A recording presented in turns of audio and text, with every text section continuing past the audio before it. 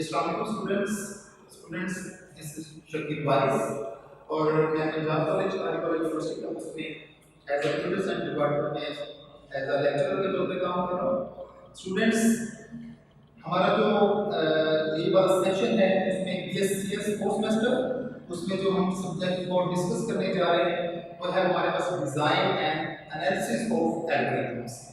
Students, ये जो subject होगा आपका प्योरली प्रैक्टिकल कॉन्सेप्ट से हम डिस्कस करेंगे और इसमें प्रैक्टिकल का पोर्शन मेंशन नहीं होगा। इसका जो कोर्स कोड है CSI-406 इसका कोर्स कोड है और कोर्स टाइटल जैसे कि मैंने आपको अभी बताया है, design and analysis of algorithms. Students, आज का जो हमारा फर्स्ट लेक्चर होगा वो इंट्रोडक्शन टू एल्गोरिथम्स, यानी इसमें हम क्या डिस्कस करेंगे, हम एल्गोरिथम्स के बारे में डिस्कस करेंगे, इसके कुछ की पॉइंट्स होंगे। इसके बाद हम आउटलाइंस को देखेंगे, कोर्स आउटलाइन के बारे में डिस्कस करेंगे, यानी इस सब्जेक्ट में हम कौन-कौन सी चीजों को डिस्कस करने जा रहे हैं और हम कौन-कौन सी चीजें इसमें पढ़ेंगे। स्टूडेंट्स, सबसे पहले हमारे पास जो एल्गोरिथम्स की डेफिनेशन आ रही है, इसमें देखें, is any well-defined computational procedure that takes some values as input and produce some values as output।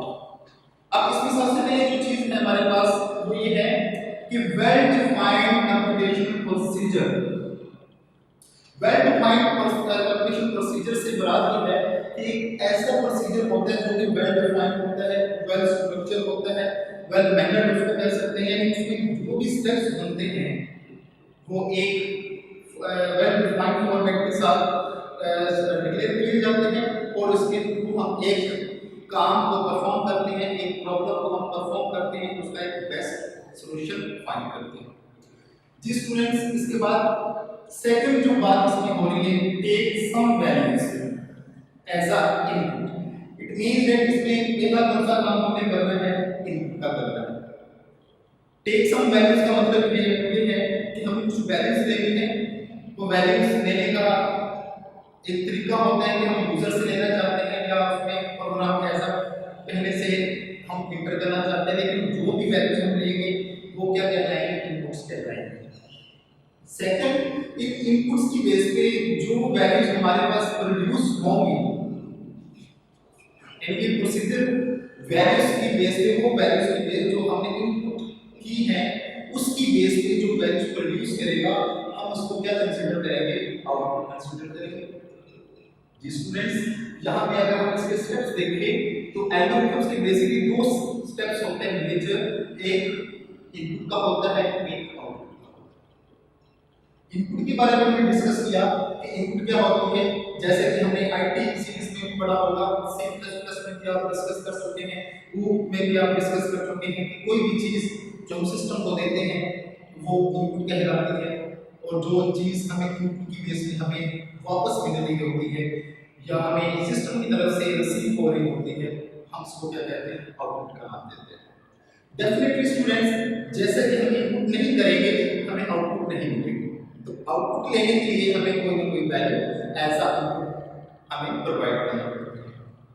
Students, इसके बाद हम स्यूडो कोड के बारे में पढ़ेंगे। Pseudo code basically English like words होते हैं, स्टेटमेंट्स होते हैं, हम इसको क्या कहते हैं, स्यूडो कोड कहते हैं। Pseudo code basically as a code नहीं होता, प्रोग्रामिंग कोड नहीं होता, वो इंग्लिश लाइक स्टेटमेंट्स होती हैं, स्टेप बाय स्टेप जो लिखी होती हैं, हम उसको क्या कहते हैं, स्यूडो कोड कहते हैं। स्टूडेंट्स, हम बेसिकली अभी दो चीजों को डिस्कस किया हमने, पहली एल्गोरिथम, सेकंड स्यूडो कोड। अब हमने इन दो स्टेप्स को या इन दो डेफिनेशन को हमने एक्सप्लेन करना है। एक्सप्लेन करने के लिए हमने एक एग्जांपल ली है, एक प्रोग्राम लिखा है जिसका हमने क्या करना है, हमने एल्गोरिथम भी बनाना है और उसका हमने स्यूडो कोड भी हमने डिक्लेयर करना है।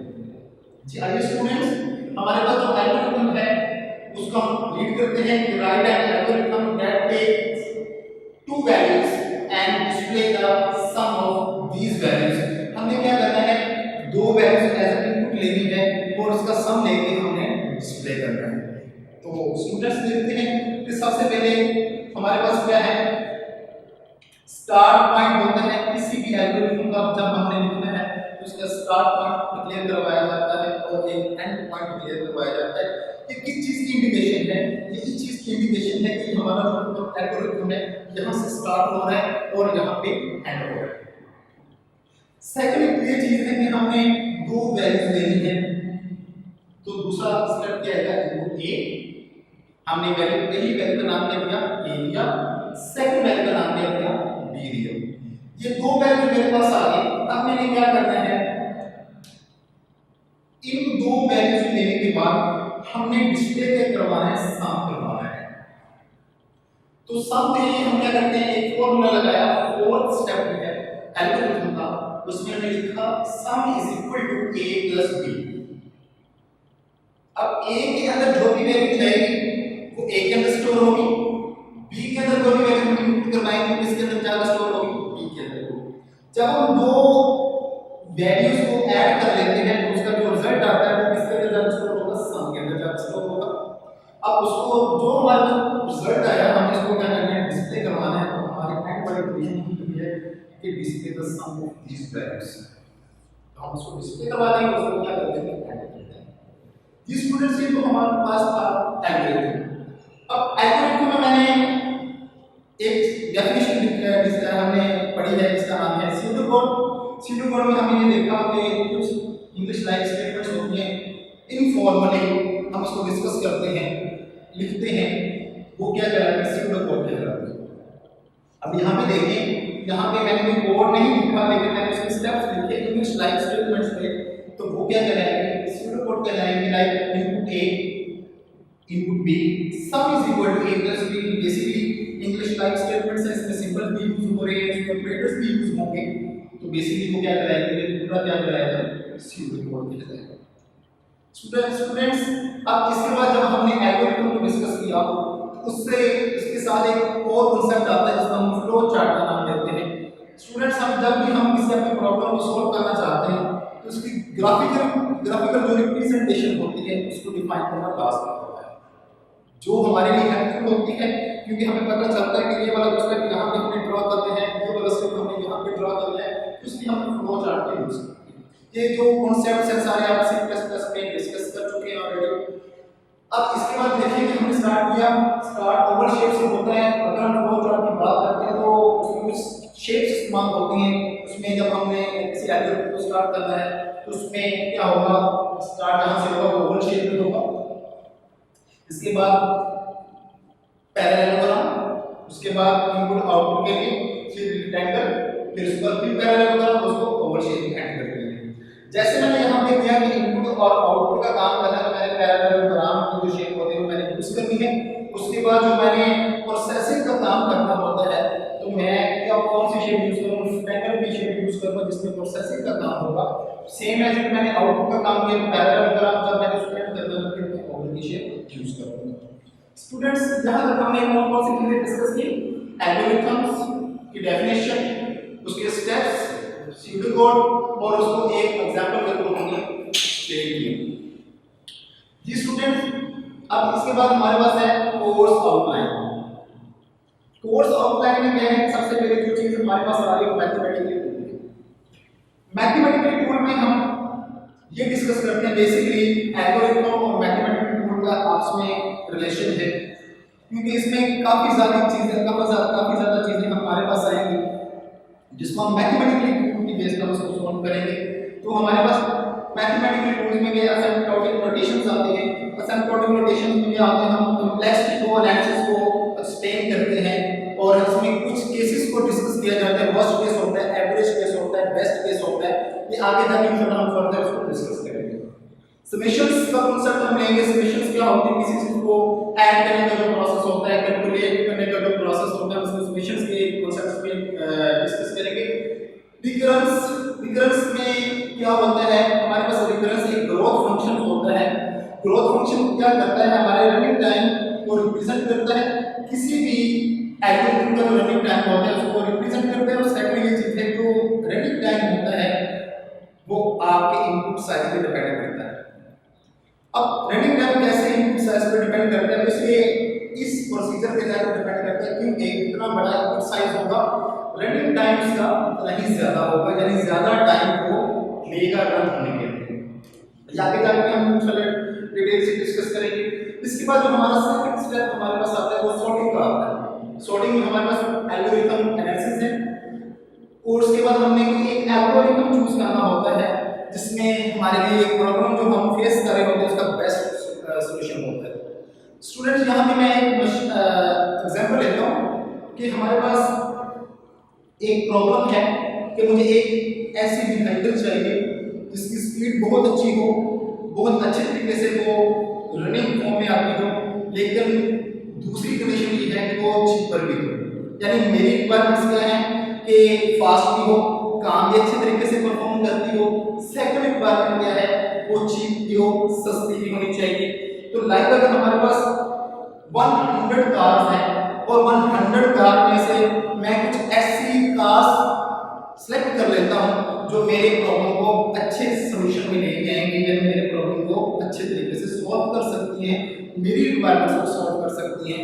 स्टूडेंट इसी तरीके से हमारे पास मोस्टली एल्गोरिथम्स होते हैं जो हमारे पास अवेलेबल तो होते हैं लेकिन हमारी प्रॉब्लम के बेस्ट सॉल्यूशन में नहीं आते, लेकिन कुछ ऐसे एल्गोरिथम्स होते हैं जो हमारी प्रॉब्लम को अच्छे तरीके से सॉल्व कर देते हैं और हमारे लिए बेस्ट सॉल्यूशन प्रोवाइड करते हैं। स्टूडेंट्स थर्ड चीज जो कोर्स आउटलाइन में डिस्कस कर रहे हैं, कलेक्शन ऑफ वेरियस एल्गोरिथम्स। हम कलेक्शन ऑफ वेरियस एल्गोरिथम्स जैसे मैंने अभी बात की, हमारे पास कई तरह के एल्गोरिथम्स होते हैं, हम उसको अपने प्रॉब्लम को सॉल्व करने के लिए उसको यूज करते हैं, उसको डिस्कस करते हैं।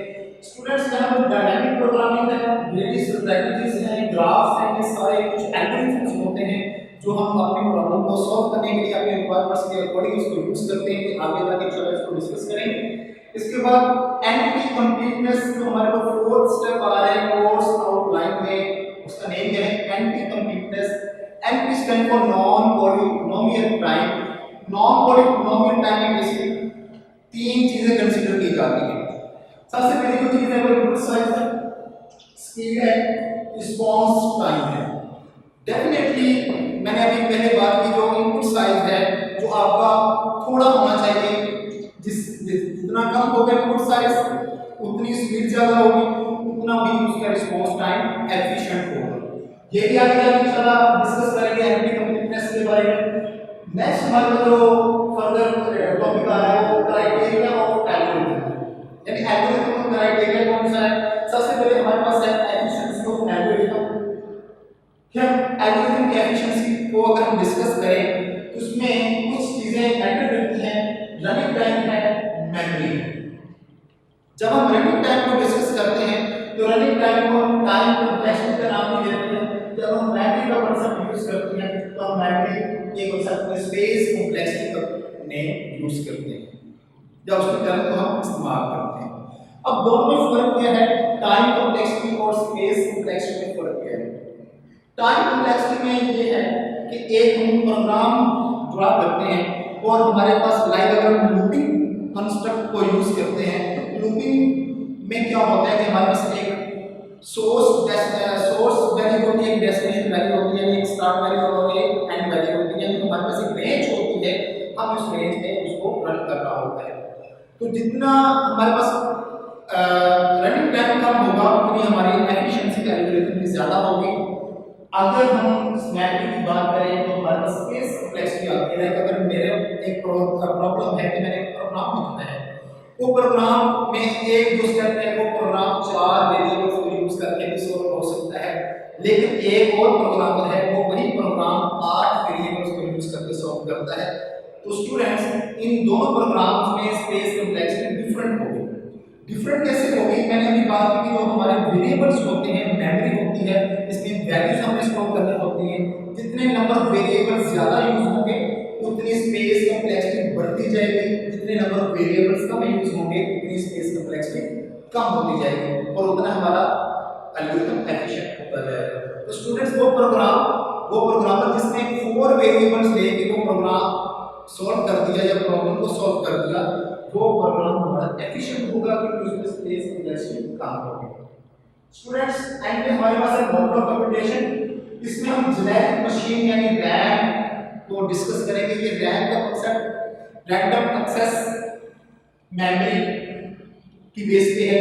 इसमें क्या है कि हमारे पास रैंडम एक्सेस मशीन, हम यहाँ पे इस जेनेरिक मशीन को क्या कहेंगे, रैंड, इसका एप्लीकेशन है रैंडम एक्सेस मशीन, या उसको रैंडम एक्सेस मेमोरी। बेसिकली एक ऐसी मशीन जिसके अंदर रैंडम एक्सेस मेमोरी होती है, वो इनफिनिटली वो काम परफॉर्म कर रही होती है, या इनफिनाइट होती है। इनफिनाइट कैसे होती है, हमने लिखा गया है हमारे पास इनफिनाइट रैंडम एक्सेस मेमोरी होती है इस जेनेरिक मशीन में। उसका मतलब कैसे होता है, या उसका उसका पर्पस क्या होता है। अगर हमारे पास random access memory infinite form में आ जाए तो उससे हम उसको इनफिनाइट फॉर्म में इसलिए लेके आते हैं कि हम उसको, अगर उसका जो टाइम होता है या उसकी जो स्पेस होती है, यूटिलाइजेशन होती है, हम उसको रिड्यूस करते हैं, reduce memory utilization for algorithm efficiency. अगर हम उसकी मेमोरी कम यूज करेंगे, स्पेस कंप्लेक्सिटी हमारी कम होगी, तो उतनी ही वो random access memory infinite form में आती रहेगी। तो इसके बाद हमारे पास कुछ टर्म्स हैं, पैरेलल एल्गोरिथम और पैरेलल प्रोसेसिंग। स्टूडेंट्स, इसको डिस्कस करने से पहले मैं आपको ये बताता जाऊं, जो हमारी जेनेरिक मशीन है जिसको हम रैम का नाम देते हैं, बेसिकली सिंगल प्रोसेसर मशीन है। सिंगल प्रोसेसर में ये होता है कि अगर एक मशीन में एक प्रोसेसर लगा हुआ है तो एक इंस्ट्रक्शन एक टाइम में परफॉर्म होगी। लाइक यहाँ पे लिखा भी हुआ है कि instruction run one by one, यानी सिंगल प्रोसेसर मशीन में इंस्ट्रक्शन जो होंगे वन बाय वन आपके एग्जीक्यूट होंगे। लाइक अगर हमारे पास 10 इंस्ट्रक्शंस हैं और मैंने जेनेरिक मशीन रैम पे वो एग्जीक्यूट कर दी है, लेकिन वो सिंगल प्रोसेसर पे डिपेंड करती है, तो उसमें जो इंस्ट्रक्शंस होंगे वन बाय वन रन होंगे। अब इसके बाद वही आपने डिस्कस किया कि इनफिनाइट रैंडम एक्सेस मेमोरी में क्या होता है, तो उसको मेमोरी यूटिलाइजेशन को रिड्यूस करते हैं और जिससे क्या होता है हमारे एल्गोरिथम की एफिशिएंसी है वो इंक्रीज करती है। स्टूडेंट्स, आज के फर्स्ट लेक्चर में जो हमने चीजें डिस्कस की हैं, सबसे पहले हमने इंट्रोडक्शन देखा एल्गोरिथम के बारे में, उसका डेफिनेशन को हमने उसकी डेफिनेशन को डिस्कस किया, कंप्यूटेशनल स्टेप्स हैं, इनपुट आउटपुट को डिस्कस किया, सीरियल कोड को देखा, फिर उसके बाद एक एग्जांपल ले उसके थ्रू हमने एल्गोरिथम सीरियल कोड और फ्लो चार्ट को एक्सप्लेन किया। इसके बाद हमारे पास कोर्स आउटलाइन थी, इसमें हमने मैथमेटिकल कोर्स, उसके अंदर डिफरेंट टर्म्स को डिस्कस किया, उसके बाद सॉर्टिंग, इसमें डिफरेंट टर्म्स को यूज किया। सेम ऐसे हमारे पास डिफरेंट तरह के टर्म्स आए जिसको हमने वन बाय वन डिस्कस किया। स्टूडेंट्स, यहां तक था हमारा फर्स्ट लेक्चर। इंशाल्लाह इसके बाद जो हमारा नेक्स्ट लेक्चर होगा वो एनालिसिस ऑफ एल्गोरिथम्स की बेस पे ही होगा। इस लेक्चर में स्टूडेंट्स आपको कोई भी प्रॉब्लम आई हो या आपकी कोई भी क्वेरी हो रेलेवेंट टू दिस लेक्चर, आप कमेंट्स में मेंशन कर सकते हैं, या लाइव सेशन में हमारा ओवर टीम ऐप पे आप वहां पे भी इसको डिस्कस कर सकते हैं।